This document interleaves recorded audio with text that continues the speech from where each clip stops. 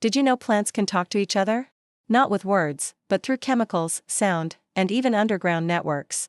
When a plant is attacked, say, by a hungry caterpillar, it releases volatile organic compounds into the air.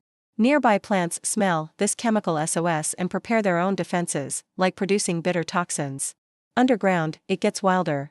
Plants use fungal networks, nicknamed the Wood Wide Web, to share nutrients and send warning signals through their roots. Some studies even suggest that stressed plants emit clicking sounds at ultrasonic frequencies, basically, silent cries for help.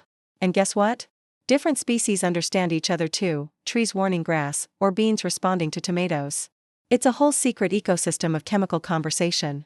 So the next time you walk through a forest, just know, it's whispering all around you.